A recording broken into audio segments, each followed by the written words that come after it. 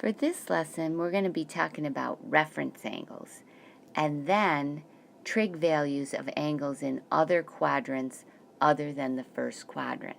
So here we go. The first thing we're going to do is we're going to sketch a bunch of angles in what we call standard position in the XY plane. So the first one we're going to do is draw a 90-degree angle. Standard position is when one ray of the angle is on the positive x-axis, and then the other ray is where the angle is open to. So 90 degrees would be right here. Perfect?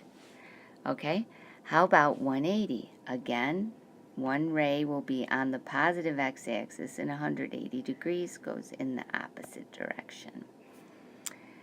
270, positive x-axis, so this guy would be 90, 180, 270. So that's how I would draw it. Cool? And 360 degrees is going to have both rays on the x-axis, but I'm going to do this, indicating I'm going one revolution. So now let's do some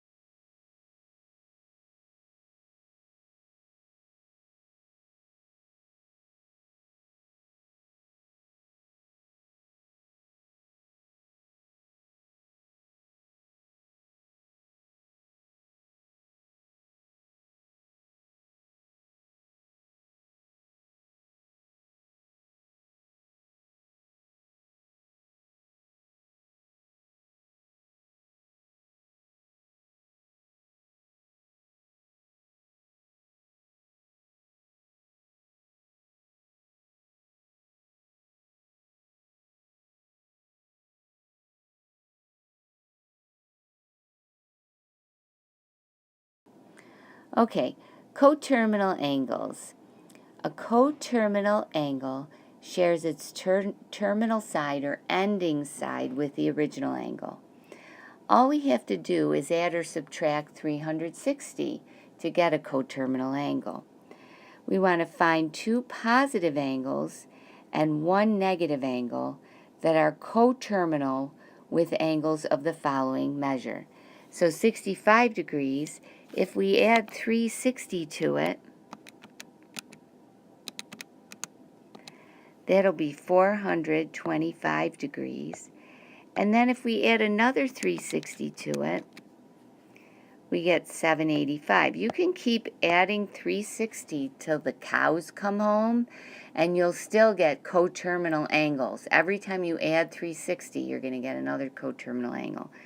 So now 65 subtract 360 will give me a negative coterminal angle, and that'll be negative 295 degrees. Cool? Now how about negative 40? Well, if I add negative 40 plus 360, I'm going to get 320 degrees. And then I can just keep that value on my calculator and just add another 360, and I'll get 680. Good?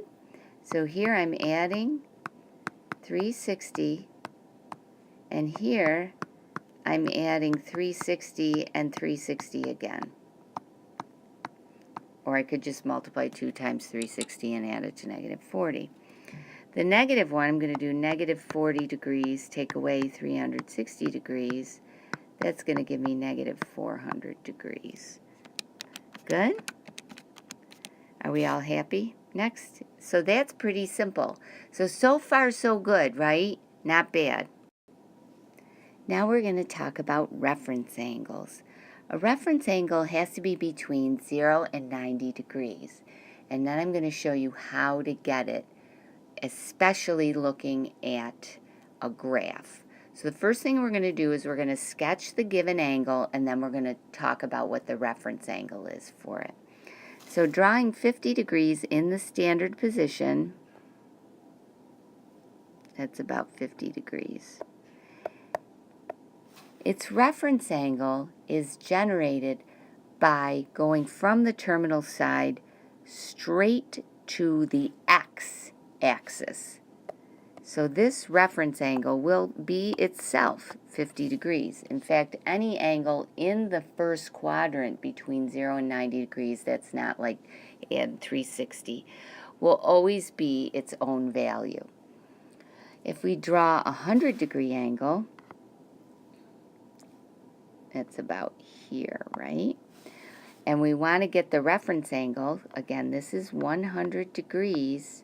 It's over 90, but blammo, we move down. Here's my ref. Always measured the shortest distance to the x-axis. Well, how many degrees is that going to be? Well, from here and here, it's going to be 180. Take away 100, right? So that'll be 80 degrees. So it's 80 degrees down blammo to the x-axis. That's my reference angle. Okay, so now let's do 200 degrees. Well, that goes about to here, right? But to measure the reference angle, blammo, it has to go right up to the shortest way to get to the x-axis. The shortest way to get to the what axis? The x-axis. So to do that, it's going to be 200 degrees, take away 180, right? So that's going to be 20 degrees. Perfect. Now we're going to draw a negative 120 degree angle. That means I'm going to go this way. Right? Negative 120. Here it is. Good. This one was 200. I didn't label it. So now I need to go blammo back to the x-axis. How many degrees does it take to get back to the x-axis? Would be 180.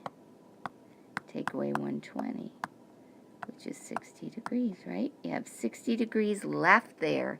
I already went 120 degrees, and I need 60 degrees more to get to 180, which is technically negative 180, but you have to think of it in terms, I always think of it in terms of positive angles. It's kind of easier to do, even though it's technically not mathematically perfectly correct. Next. Okay. Now, we already know the exact value of the sine of 30, cosine of 30, tangent of 30, blah, blah, blah, because we know the 30, 60, 90 triangle and the 45, 45, 90 triangle, right? Well, now what we're going to do is we're going to use reference angles to help us get the trig functions of other angles other than these acute angles. Okay, so here we go. This is number 5. We're going to use the reference angle to find the sine of 210 degrees. So first what we're going to do is we're going to draw the angle itself in standard position. So 210 is about here, right? Perfect. I always think of these as my markers, you guys. This is 180, 270. 360 or 0. Good? If I have my little markers, it helps me figure out where things are. So we're going to find the reference angle. Well, I need to go back to the x-axis. I'm at 210. I'm going to subtract 180.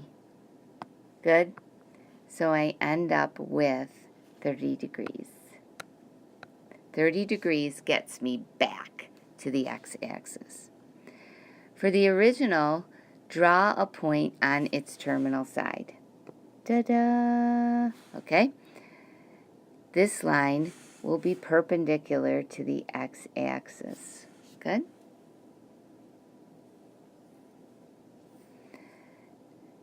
This forms a right triangle. The triangle is in quadrant 3. Cool? Now we're going to use the reference angle. Using the reference angle, the sine of 30 degrees is equal to 1/2, right? We know that. Now we're going to label those here. This is little 30 degrees. Opposite will be 1, hypotenuse will be 2. So far, so good? Now we're going to go back and think about the 210 degree angle. Since it's in quadrant 3, one of our labeled sides will be negative, and that would be -1 because I'm going down. The hypotenuse on these things is never negative. Now we can use it to find the sine of 210. Well, that's opposite over hypotenuse, which would be -1/2. Now this seems like a really drawn out process, but once we get going with it, it will become second nature to you.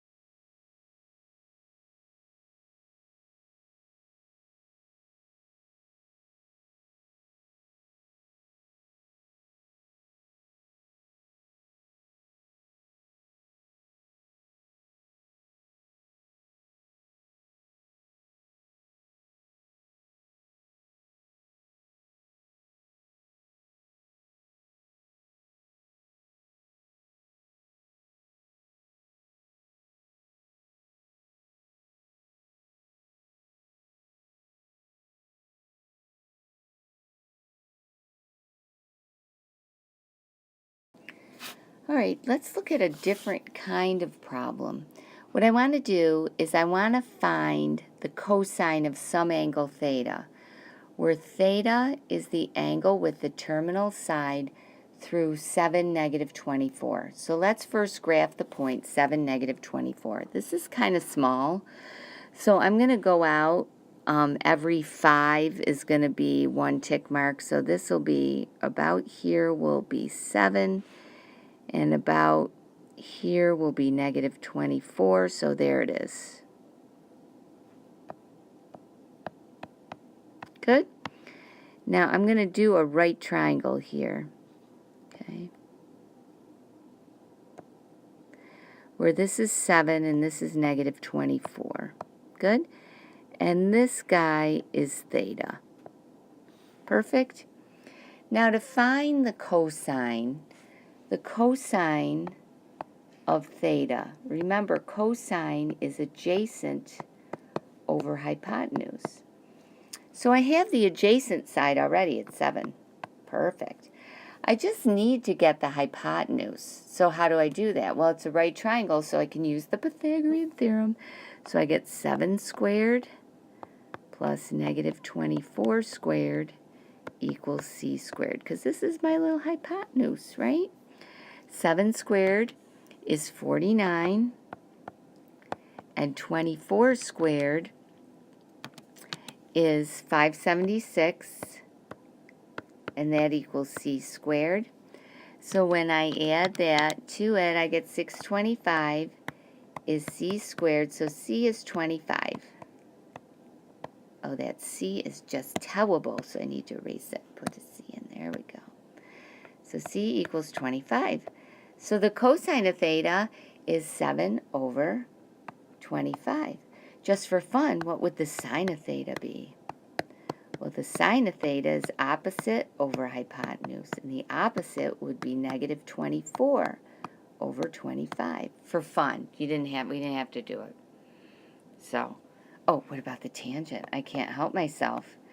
Tangent is opposite over adjacent, right? And that would be negative 24 over 7. Yay! All right, guys, here we go. It's the same idea here. So we want to find the cosine of theta and the cotangent of theta if the sine of theta is negative 12/13 and theta is in the third quadrant. So you're like, overload. But let's focus on these two things first before we worry about anything else. So here we go, guys. First of all, theta's in the third quadrant, so I go voop. Okay? So theta is this. My reference angle kind of is right in here, but let's do theta mini. Theta mini we'll put in there. Good? So sine is opposite over what? Hypotenuse. So the hypotenuse of this triangle has to be 13, and the opposite side is negative 12. Very nice. Now, this side right here that's remaining must also be negative because I'm going left for the x-axis, right? So to figure out what that value is, I have to use what? What? Let me hear you. The Pythagorean theorem. So I really don't know what b is, but a is negative 12. B I don't know. C is 13. So I get 144 plus b squared equals 169. Subtract 144.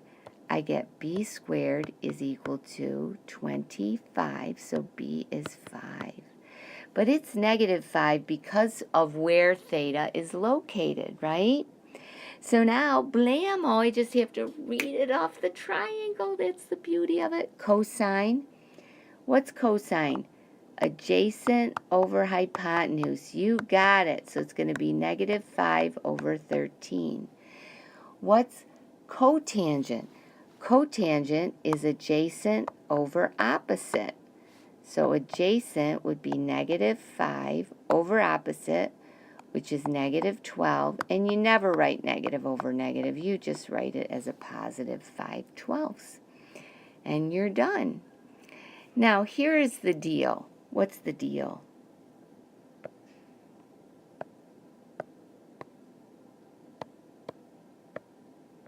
Good? In the first quadrant, all trig values are positive.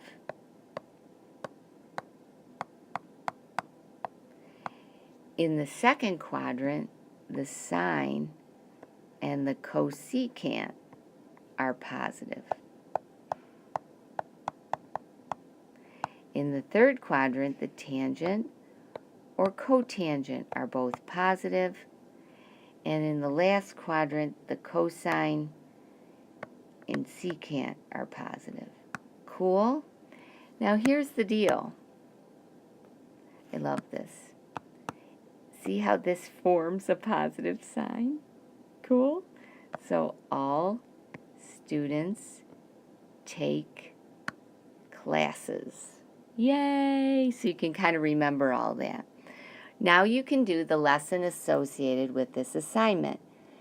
Go for it.